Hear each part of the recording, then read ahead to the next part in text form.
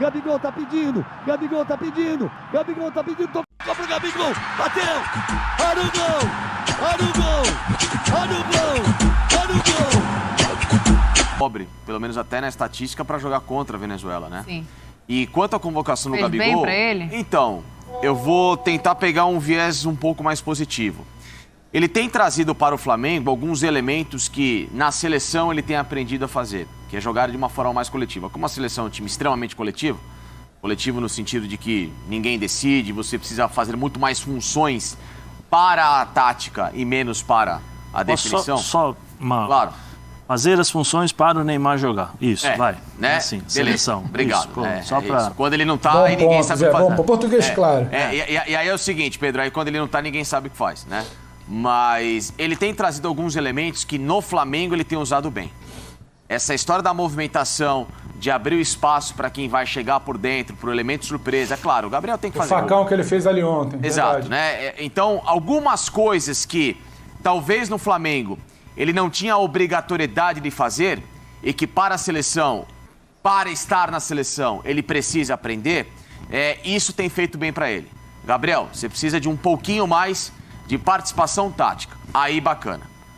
Lógico, o Gabriel, para o Flamengo, tem que ser além da tática. Tem que ser o Gabigol. Na seleção ele é Gabriel Barbosa, no Flamengo ele é Gabigol.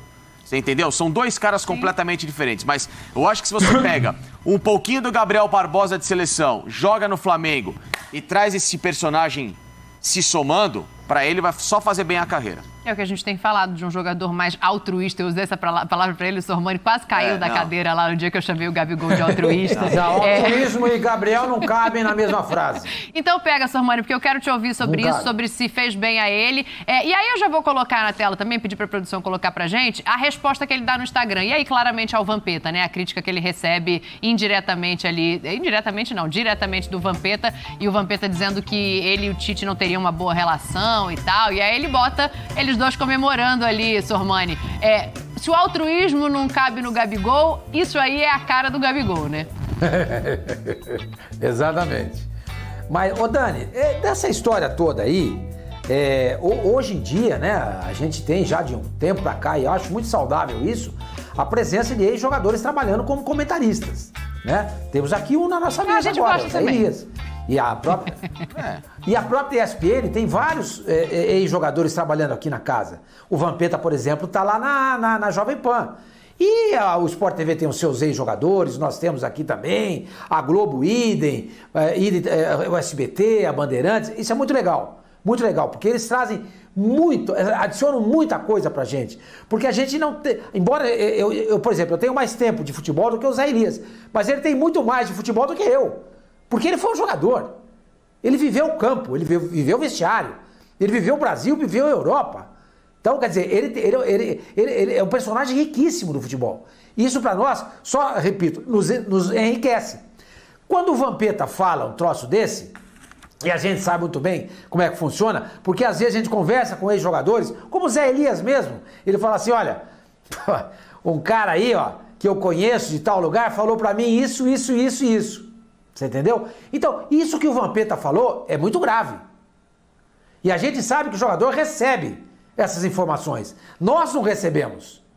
Mas eles recebem porque foram ex-atletas. E ainda tem vínculo muito grande com clubes e com atletas que trabalham hoje em dia. Você entendeu? Então eu fico pensando, gente, isso aí na minha época de Folha de São Paulo, dava matéria. Eu mandava apurar. Escuta, isso que o Vampeta falou é verdade? O Tite só aceita o Gabriel na seleção por conta da pressão pública? Então ele é um fraco. Sim. Ele é um fraco, ele não tem convicções. Ele é um fraco. Então essa é a grande matéria hoje em dia. Hoje a grande matéria da seleção é essa. O Gabriel está na seleção porque ele joga a camisa do Flamengo e a mídia o coloca na seleção. Ele só está na seleção porque ele joga com a camisa do Flamengo e a torcida do Flamengo o coloca na seleção. E ele está na seleção, embora o técnico não possa nem olhar para a cara dele. É Posso te contrapor, Sormani?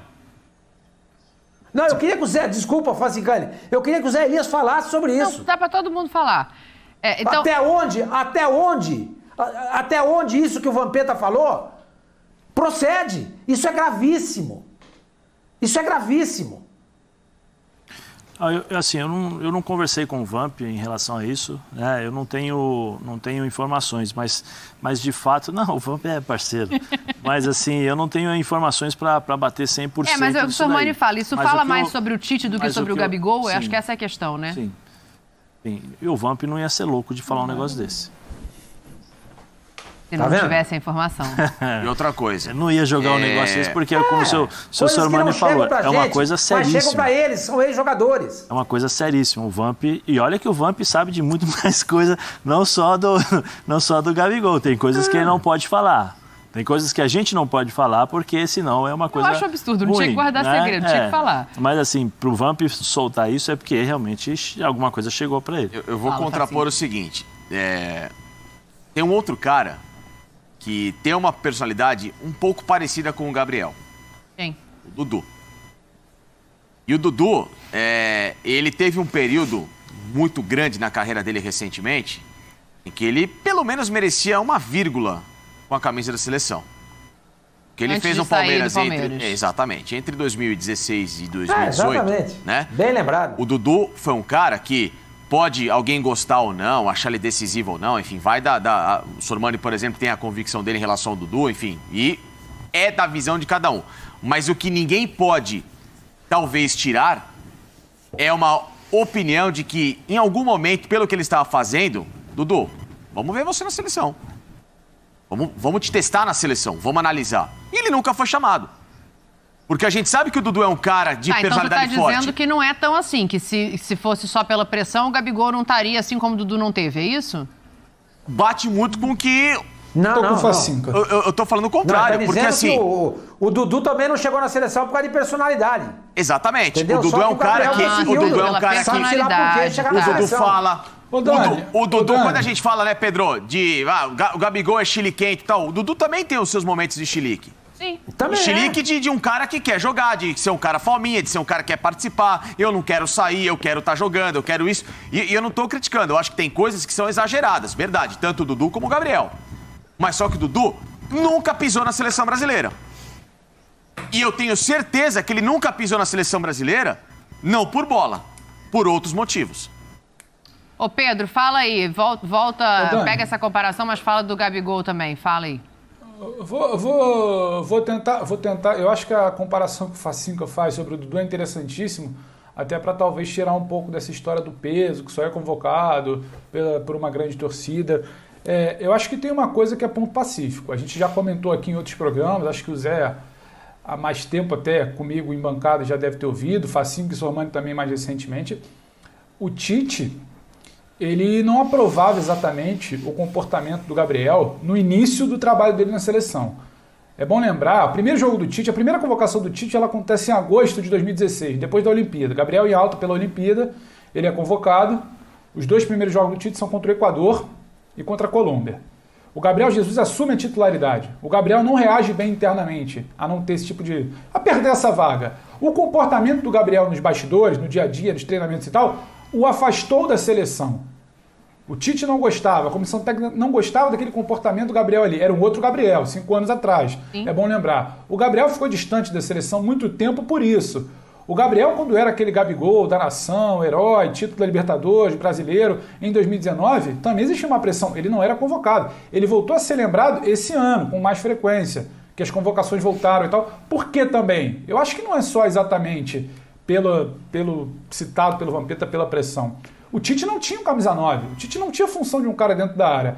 E eu acho que a gente vai combinar que o melhor atacante do futebol brasileiro é o Gabriel, que poderia fazer essa função. Então ele ganhou uma chance. Eu não consigo estabelecer relação de que o Tite só convocaria por pressão. Respeito todo o trabalho do Vampeta, as informações dele, o que ele quiser trazer, tudo bem. Agora, já tivemos outras situações, como bem pontuou o Facincani, e a gente tem essa situação do Gabriel, que há uma justificativa para a convocação. E ele também ficou fora há muito tempo, quando havia um clamor popular pelo artilheiro do Brasil, o Gabriel, a figura. Ele ficou fora, porque o Tite não tinha exatamente a maior simpatia. E agora ele voltou a ter ali uma situação de achar que deveria convocar. Então não sei se é exatamente só uma situação de pressão. Eu acho que tinha justificativa antes, além da bola. O Gabriel não tinha um comportamento considerado ideal pela comissão, por isso ficou fora muito tempo da seleção, alguns bons anos. Voltou agora porque não tinha um camisa 9.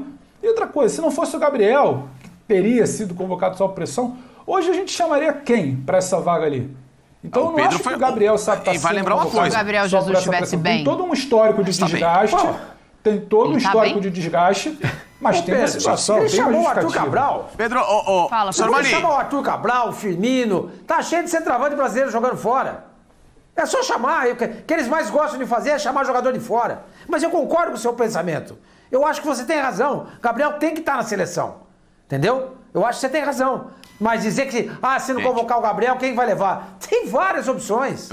Tem várias opções. O que eu tô falando, Sormani, é que não fecha muito essa história de eles não se bicam e só convocou porque o jogador... Pedro, mas faz um pouco de sentido. Exatamente esse tipo de pressão, até por tudo que ele fala. Você lembra da história do Neymar e ele? Quando ele era técnico do Corinthians, uma entrevista que ele dá depois do jogo Santos e Corinthians... Ele não era exemplo. Ele fala mais ou menos o que o René Simões falou. E hoje, quando ele vem a público, o discurso dele sobre o Neymar é completamente diferente. O Neymar mudou? Claro que não. O Neymar é o mesmo jogador, desde o momento que ele começou até hoje. Acho que tem um período grande. Pedro, mas tem uma outra coisa, hein? É claro que tem todos esses fatores que você explicou, porque você também entende muito bem de seleção, a gente sabe disso. Mas eu também tendo a entender esse comportamento e essas informações por outro fator. O Pedro foi chamado mesmo sendo reserva do Flamengo. Ele foi chamado para a seleção, antes do Gabriel, inclusive, né? E a gente sabe que o peso midiático do Flamengo, eu não estou dizendo que é só por mídia, não, tá? Sim. Mas também interfere. O Tite, ele vem com esse discurso de bom moço que eu não compro em nenhum momento e nunca vou comprar. Eu jamais vou comprar o discurso do Tite de ninguém da CBF. A gente sabe que tudo ali é muito bem costuradinho. Tudo ali também é feito muito para ter um clamorzinho popular, para chamar um pouco desse carisma que a seleção perdeu. E hoje em dia, quem que tem carisma no Brasil? O Flamengo.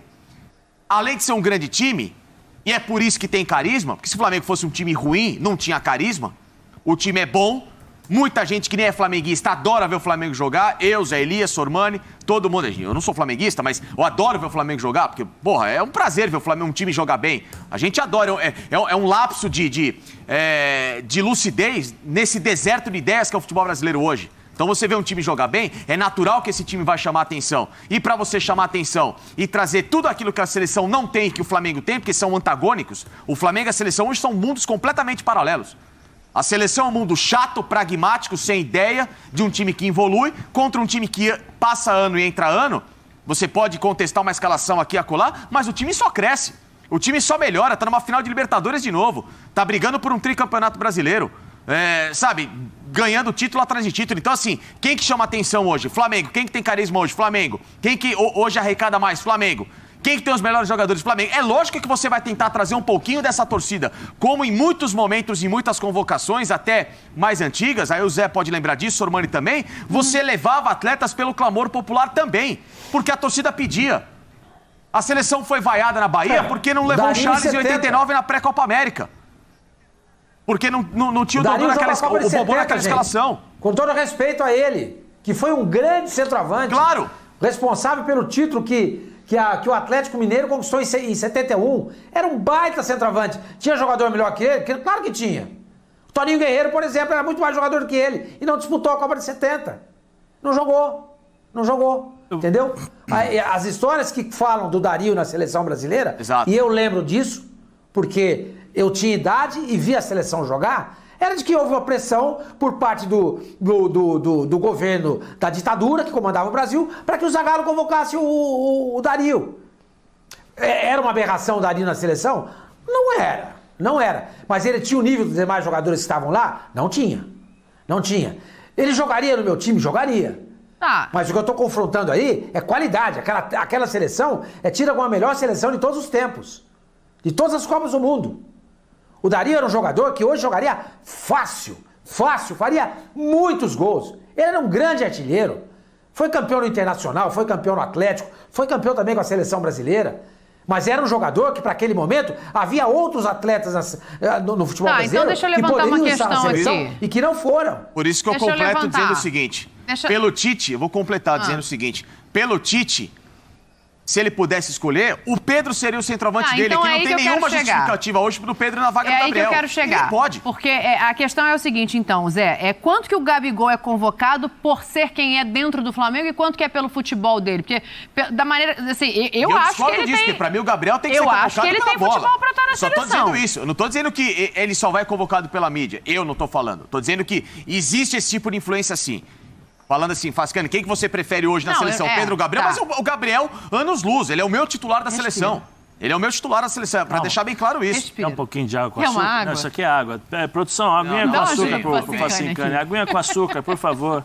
Chazinho de camomila, calma. Eu tomei. Então, é isso que eu quero entender, assim, quanto que é o Mas um futebol, quanto que é o quatro futebol, queijos, quanto que é o queijo, vem Flamengo, pra mim, entendeu? por Porque favor. do jeito que tá sendo colocado aqui, parece que o Gabigol não joga bola. Não, eu não acho, não. Eu acho que o Gabigol é chamado por aquilo que ele faz em campo.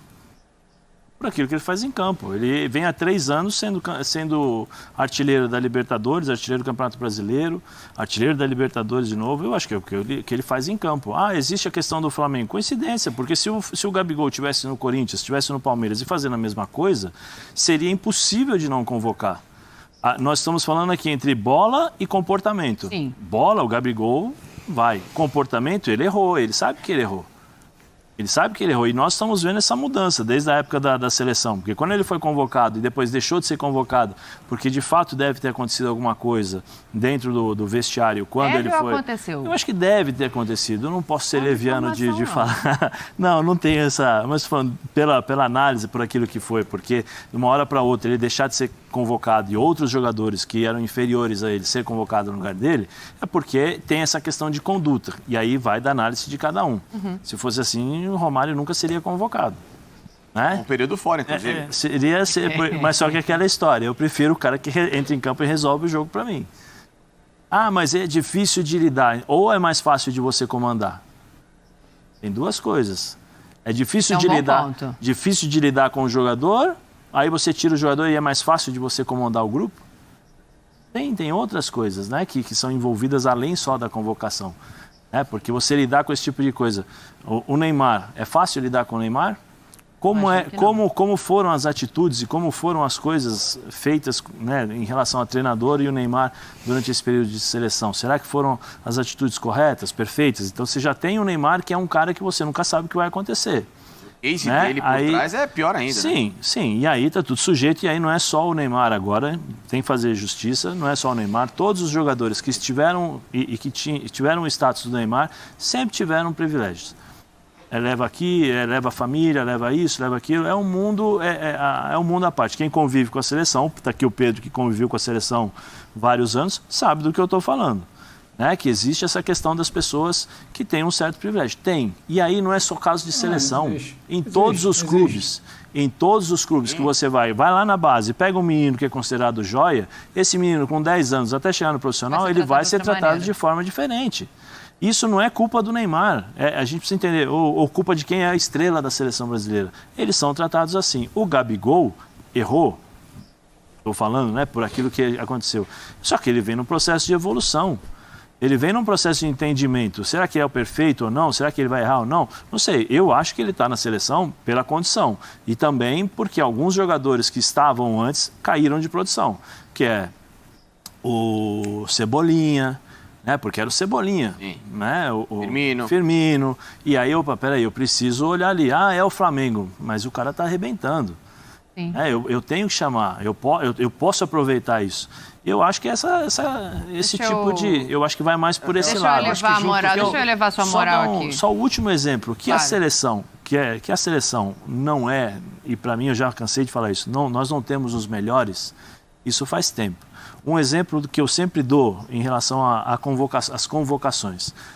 Nós tivemos o Tite no pré-Copa com várias convocações e ele precisava de um centroavante de referência. Nunca chamou. Sempre tratou com 9 falsos, isso, aquilo e tal. Faltando 2 jogos para a Copa do Mundo, ele convocou o William José, que nunca havia sido chamado. Se você convoca um jogador para testar, vai jogar um amistoso, vamos jogar com o William José. O William José não foi, nem jogar ele jogou. Absurdo, eu falo. É só algumas coisas. Convoca pra treino. Pra gente poder entender como funciona a seleção. Olha aqui, a gente tem que andar, mas eu quero ler aqui umas mensagens para o Facincani. O Marcos Araújo diz assim, ó, perfeita observação de Facincani sobre a seleção e Flamengo. E o oportunismo da seleção em baixa, porque pelo Tite ele não convocaria o Gabigol. Aí eu acho curioso, porque a gente tem certeza de que, né, tá convocando o jogador do Flamengo, porque a torcida vai junto. Mas aí, Dani, eu vou colocar uma situação. O Tite falou alguma coisa? O Tite deveria ter falado alguma coisa sobre esse caso. Assim como não falou nada da relação com o Gabigol, pelo menos. Ele fala alguma coisa? É isso que eu queria saber. Não, mas é o que eu tô falando. Ele deveria ter falado alguma coisa. Ele deveria... mas eu não tenho que dar satisfação. Não é que você não tem que dar satisfação. O que foi falado sobre a pessoa de um jogador, né? Quanto aí a questão do Gabigol, não, eu acho que é o mínimo que o treinador chega e fala assim, olha... O que falaram, as pessoas estão equivocadas, não procede. É o mínimo, não precisa entrar em detalhes. Não precisa entrar em detalhes, até para evitar esse tipo de situação. E o próprio Gabigol mandando essa mensagem. E o Tite? E o Tite agora? Quer dizer, o Gabigol deu a resposta, mas e o Tite? Não dá a resposta para isso? É isso que para mim é o mais sério, exatamente, entendeu? Perfeito. Para mim o mais sério é isso. A gente vai voltar a falar do Tite aqui, porque vai ter uma comparação. Há quem diga que o Silvinho está nesse caminho aí. Vitamina? Vamos ver se isso é bom ou se isso é ruim. Mas tem mais gente falando aqui, quando a gente fala, Sormani, da torcida... Então, pois é, quando a gente fala da torcida, né, parece que a torcida vai junto com a seleção. Isso. A torcida do Flamengo está falando o seguinte aqui, ó. O Fabiano Freitas fala assim, pela torcida do Flamengo, o Tite vaza da seleção. Péssimo treinador. E o Silvio Leal fala assim, a torcida do Flamengo não quer seus jogadores na seleção, não. Ninguém torce pela seleção. E aí, a torcida do Flamengo tem um outro motivo para estar preocupada com os jogadores que vão para suas seleções. Estou abrindo o leque por quê? Porque temos um uruguaio machucado, o Arrascaeta, se machucou, saiu... Não, eu tô bem. O Arrascaeta foi substituído com dor muscular no jogo do Uruguai. E o Uruguai não o dispensou, né?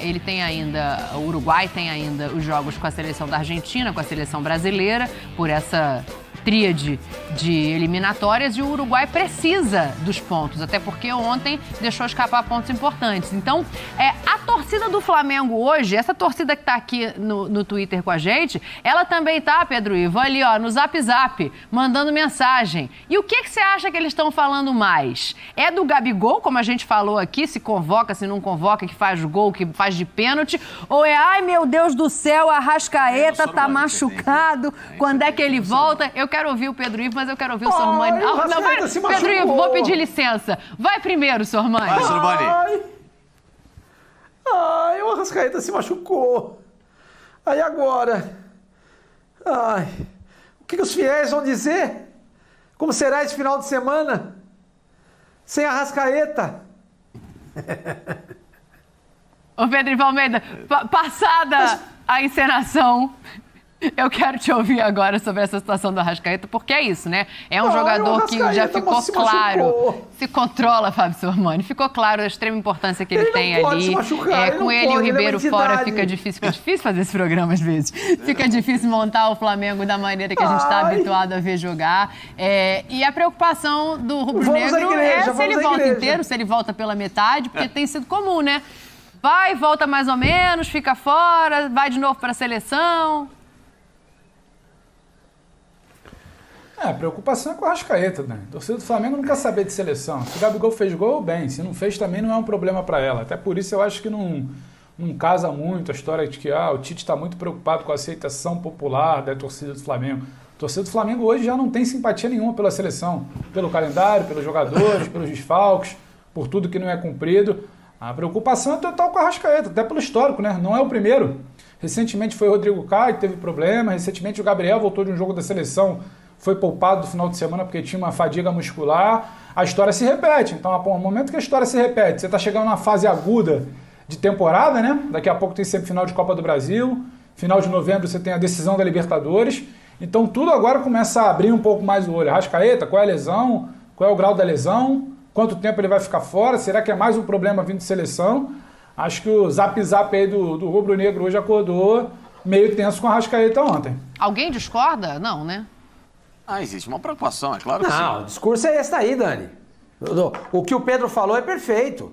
É óbvio. A torcida do Flamengo tá pé da vida. Tá pé da vida. Porque o Arrascaeta, ele é jogador do Flamengo. Entendeu? Eu torno a dizer aqui que eu sempre digo. Essas seleções são parasitas. Chupa-cabra. Sanguessugas. Todas, não é só a brasileira, não. Todas são assim. Todas são assim. Até o pessoal fala na Europa, né? Do vírus FIFA, né? Que o jogador acaba se adoentando quando vai para a seleção do país dele. É óbvio, o Flamengo gasta um dinheiro danado com o Arrascaeta.